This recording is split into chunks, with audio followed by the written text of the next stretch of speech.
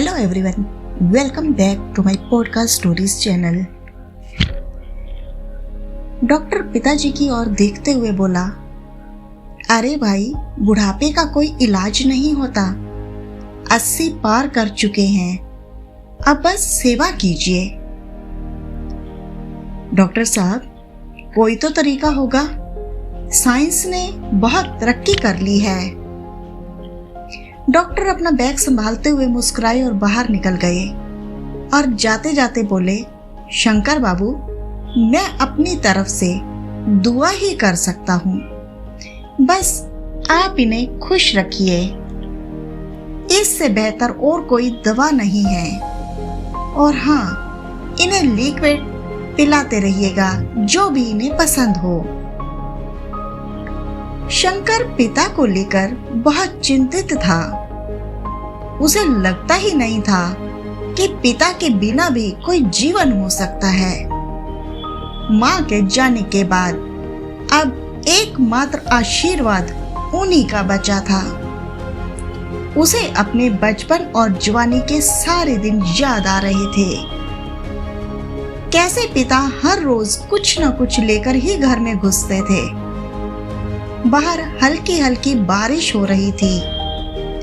ऐसा लगता था जैसे आसमान भी रो रहा हो। शंकर ने खुद को किसी तरह समेटा और पत्नी से बोला, सुशीला, आज सबके लिए मूंग दाल के पकोड़े और हरी चटनी बनाओ। मैं बाहर से जलेबी लेकर आता हूँ। पत्नी ने दाल पहले ही भिगा रखी थी। वह भी अपने काम में लग गई। कुछ ही देर में रसोई से खुशबू आने लगी पकोड़ों की। शंकर भी जलेबियां ले आया था। वह जलेबी रसोई में रख पिता के पास बैठ गया। उनका हाथ अपने हाथ में लिया और उन्हें निहारते हुए बोला, बाबा, आज आपके पसंद की चीज लाया हूं। थोड़ी जलेबी खाएंगे? पिता ने आंखें झपकाई और हल्का सा मुस्कुरा दिए और अस्फुट आवाज में बोले, पकोड़े बन रहे हैं क्या?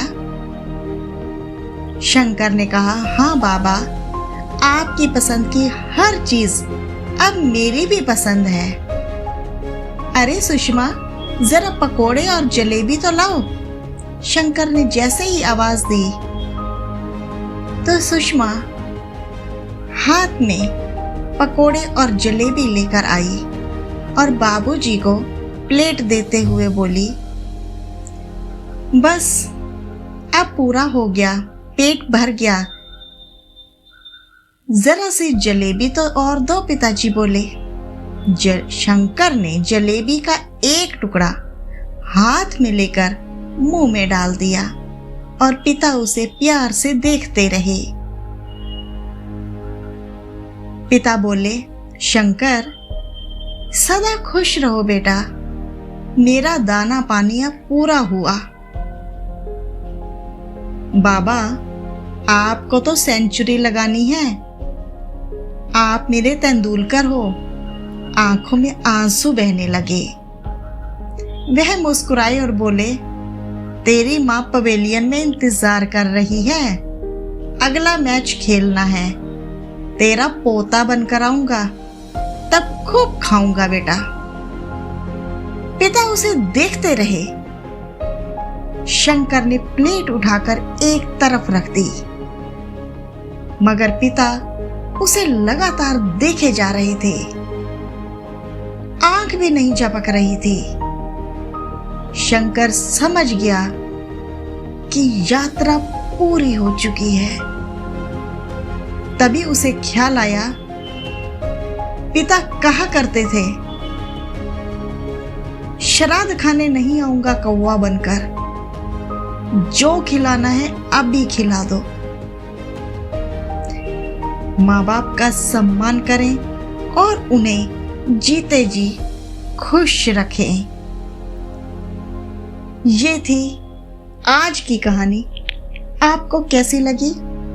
कमेंट करके जरूर बताइएगा और इस कहानी को सुनने के बाद लाइक और शेयर जरूर कीजिएगा। और यदि आप नए हो मेरे चैनल पर तो चैनल को सब्सक्राइब करना बिल्कुल मत भूलिएगा और बेल आइकन जरूर प्रेस किया कीजिए ताकि कमिंग पॉडकास्ट की नोटिफिकेशन आपको मिलती रहे। लेकर आऊंगी एक और नई कहानी। तब तक के लिए गुड बाय।